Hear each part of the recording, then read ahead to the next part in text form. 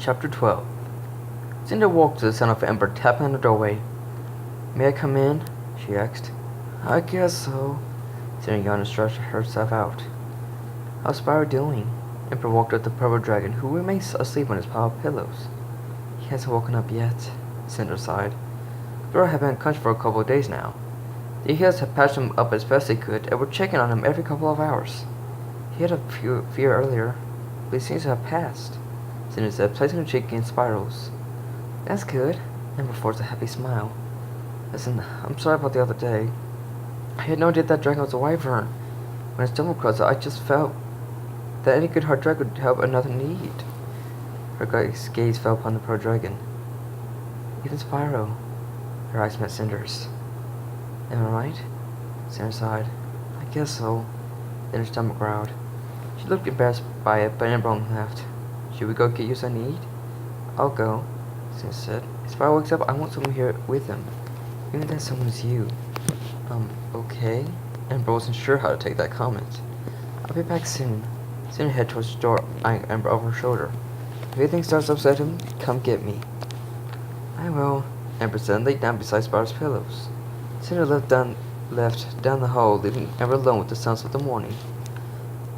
The monks were going about their work as usual. There was clattering and raised voices as they carried things back and forth from one work area to the next. Ember sighed as she listened to the rhythmic sound of Spyro's breathing. It was relaxing to have him be so near to hear, and she found herself driven to one of her daydreams when Spyro grunted in his sleep. Ember raised her hand and saw him shift around on his pillows. "Spyro, are you awake?" She stood up and looked down at him. The purple dragon's eyelids twitched before opening. He looked up at the pink dragon staying over him with a relieved smile on her face. "Ember," he groaned. "What's going on?" "Where am I?" "It's okay, Spyro." Ember placed upon his cheek. "You're safe." "Kind of thirsty," Spyro whispered sleepily. Ember looked around. Cinder had put 2 buckets in the corner of the room. One had a towel floating in it to help cool down Spyro when his fever was too high. The other had clean water for drinking. She got the bucket and lifted it for Spyro to drink out of. Spyro drank and gulped deeply, braveness for the soothing cool liquid. At last, Spyro pulled his snout out of the bucket and licked the last drops from his lips. Ember set the bucket down. Spyro had splashed some drops on her chest, but she didn't complain. "It feels better," Spyro said, sounding much more relieved. "So what happened to me? I remember being attacked, and when I woke up, Cinder was trying to rescue me from that dragon." "That wasn't dragon, Spyro." Ember looked away. "It was a wyvern. I had no idea." "Don't blame yourself," Spyro raised his head. "But I tried to help someone in need, and you nearly died because of it." Ember turned back to him. Tears were beginning to fill her eyes. "You were trying to help someone even though you didn't know them, because it would have been the right thing to do. It just so happened that it didn't work out for the better." Ember looked at the wound on his shoulder and placed a paw beside it. "Does it hurt?" "A little," Spyro winced. "But I'll be okay. I've been through worse." "Well, maybe this will make you feel better." Ember leaned in and kissed the wound. Spyro touched her spot because the dragon was planting 5 more kisses up his neck, and just on his chin. "There we go." Ember gave Spyro her usual flirtatious stare. "I think Cinder will be back soon, so I'll let her take over from here for a while." She rubbed her side against his chest and dragged her tail up on his chin as she headed away. "I'll see you later, Spyro." She winked at him and gave a cute little shake of her butt before disappearing around the corner. Sure enough, Cinder was on her way back to Spyro's room. He carried a new bucket of fresh water. I think he's feeling better," Ember said with a smile as she walked past the black dragoness. Cinder watched her go before continuing. She set the bucket down next to the old one and looked at Spyro's neck. "How are you feeling, Spyro? Any better?" The pearl dragon turned his head, neck both ways, and did feel any discomfort. "I guess so." The pain had gone away completely. Chapter 13. Spyro, Cinder, and Ember and Flame stood before the guardians into the main temple of the city. Spyro had fully recovered from his ordeal several days before, and now the guardians were ready to discuss their plans with the young dragons. "I invite the free citizens. We have decided that you should be aware that we believe it is necessary to speed up the training of the candidates," Zero announced. "The way for an Ember met in the forest may have been just a story, but rather than taking their chance with Spyro again, we think it's best the young guardians become better trained in the Androids as we guardians have." The young dragons all looked at each other. Only Spyro and Cinder looked truly concerned. "What exactly do you think is going on right now?" Cinder asked, knowing full well that the guardians didn't like to weigh them down with too much at once. We are certain. Fauchery shook his head. This is more along the lines of a safety precaution than anything else. So when are we going to get started? Flame asked anxiously. You all start tomorrow morning at sunrise, Theodore said, pacing back and forth in front of them. Ember Flame, you two will be starting on the sea rail. What about us? Spyro asked, taking a step forward. You and Cinder have already learned. Oh, we learned already what Ember and Flame need to know themselves. If you wish, you may sit and join the lessons, and provide assistance if necessary. I understand. Spyro nodded. I suggest you'll take the rest of the day to rest up. Theodore finished. I think you young cadets will be needing it. Dismissed. The young drugs waited until they were down to lower levels to speak. So what do you think is going on, Spyro? Cinder asked quietly. I'm not sure. It's too early to say right now. He shrugged. You don't think it's... Her voice trailed off and gave a quick glance around, leaning closer. You don't think Malfoy's back to you? Spyro forced his flashback to return with that grueling power of the Dark Master. How he'd almost lost Cinder to darkness with his power, and how the planet had nearly been destroyed because of Malfoy. Spyro shut his eyes tight and shook his head, gasping, trying to get those memories out of his head. Hey, Spyro, you okay, buddy? Next. Yeah. Spyro sighed and finally opened his eyes. Cinder and Ember both had worry written all over the faces. I'm sorry, Spyro. Cinder looked ashamed of herself. I don't like to think about it either. The very idea of Malfoy returning was cold enough to make her blood run cold.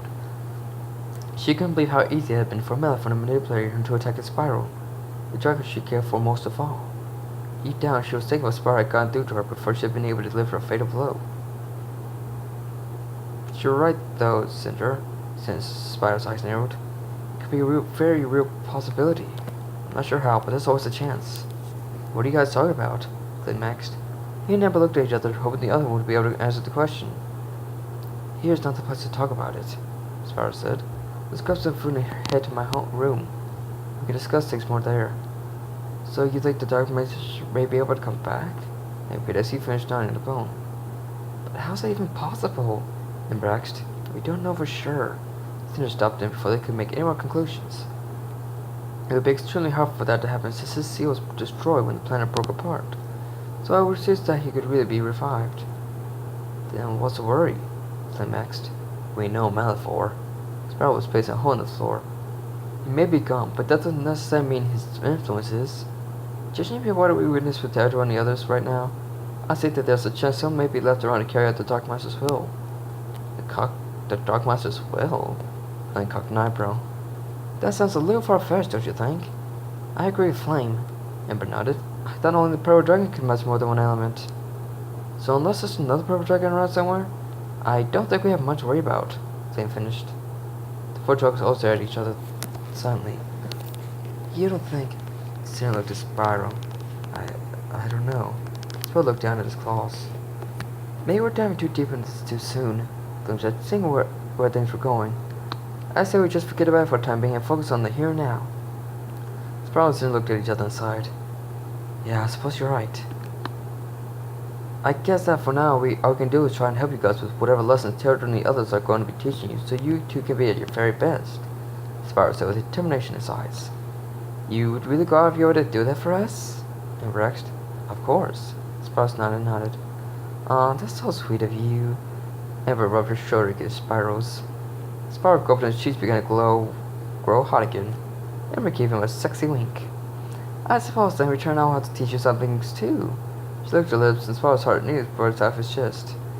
Okay, that's it. Cinder snotted got to her feet. Out! Out! Both of you, out! She blew Flame and Ember out of the room with a blast of her wind breath. The lieutenant picked both dragons up off the floor and sent them tumbling down the hall. Huh.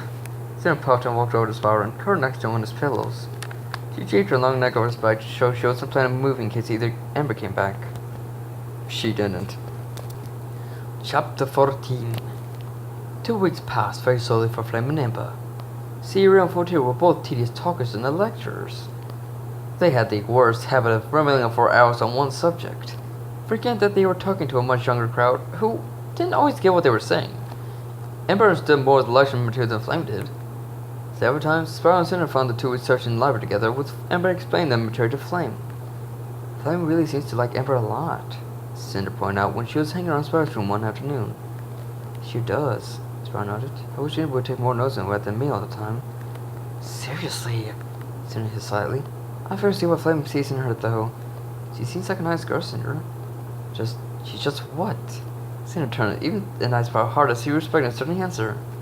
Just different. Different as how? Spyro looked his head up to look at her. Yeah, I guess we didn't need to ask. Theodore stood before the candidates. Flame and Ember looked exhausted and stunning under 14 and 0 for nearly a month now. The Ice and Lightning Guardian reported that the two students had learned a sufficient amount for them to move on to Theodore's training. Flame, Ember, Zero and 14 have told me that you two have done one of your previous studies with them. Theodore started. Now it's time to put what they have taught you to active use. Ember and Flame looked to each other to back up the Earth Guardian. For now, you're to be sparring against Spyro and Cinder. The objective is for you to take what you've learned from the other teachers, act on it, and evolve it. His expression is hardened. Do I make myself clear? He bellowed, showing his militant side. Ember and Flame huddled together and nodded. Cinder was the first to step in the courtyard. Ember smiled to herself and did the same. Ready? Theodore called. Both dragons crouched to a fighting stance. Begin! Cinder shot into the air like a missile and dove towards Ember. The big dragon leaped back and flew over Cinder's head. Cinder anticipated the move and grabbed Ember's hind leg with a long tail. Ember squeaked in surprise as she was slammed hard into the ground. Cinder sprang up again and spun around in the air to gain speed. Ember looked up and rolled to the side as Cinder came crashing down the spike she had just been in. The stone cracked and Cinder bounced back up like a cat on a trampoline. Ember rolled away again as Cinder's claws flashed in her direction. Cinder rammed the pink dragoness and Cinder skidding across the courtyard. Flame could barely stand watching Ember get beat so bad. She hadn't even been able to get so much as a counterattack in. After what seemed like forever, Theodore called a timeout. Cinder walked back to Spyro, who looked at her as he were disgusted at what she had done. You didn't have to be so hard on her, Cinder, Spyro scolded. No one made eats on us when we were trying to save the world. Cinder shot back. Why should this be any different? Spyro sighed sadly as he watched her sit down by the back wall in the shade. He hated to see her upset, but cheering her up would have to wait until later. Flame stepped into the ring to pick up Ember. Are you okay? He asked. Ember smiled at him. I'm perfectly fine. Just a bruise, that's all. Flame helped her walk off to a shady tree and set her down gently. If you need help, he started, his cheeks flushing as he spoke. Anything at all, just ask me. I'll be fine, Ember nodded. But if I do, then I will. Flame smiled. He turned to face Spyro and took up a fighting position. Ready? Theodore called. Flame's tail twitched in excitement. Go! Like Cinder, Flame immediately took to the air. He took it over Spyro and spewed a stream of fire. Spyro covered himself with air to protect himself from the flames. Flame continued to fly around Spyro, shooting streams of fire at him. At last, Flame dove in to try and ram him. Spyro burst from his ball and up over Flame's head. Flame hit the ground and quickly rolled away. Spyro brought his tail crashing down. Fire Dragon sprang back as Spyro backflipped out of the way. Flame charged again and again, but Spyro just dodged him each time. Finally, flames erupted from Flame's body, and he roared as loud as he could. Spyro turned to see the dragon shrouded in a cloud of fire. Spyro leaped up and unleashed his own burst of speed and flame. His common attack scored a direct hit, and Flame fell from his orb of fire. Theodore raised a wing, declaring Spyro the victor. Spyro drank landed and walked over to help Flame up. You alright? He asked. I'm good, Flame nodded. I just need to work harder, that's all. Spyro smiled. You'll get better with time. You'll see. That wasn't bad for first official sparring match, Flame. Theodore commanded as he walked over to them. I want you never to remember to keep a cool head in the battle and use what you've learned for Zero 4 tier. Yes, sir, Flame nodded. Everybody and Ember nodded as well. Good, you all are dismissed for now. As the dragons exited the courtyard, Theodore looked up at the bright midday sky and squinted. There was something different about it, but he couldn't quite put his talent on it. After a moment, he'd finally turned back towards the temple. Up in the sky, the moon loomed over the land of slightly red glow.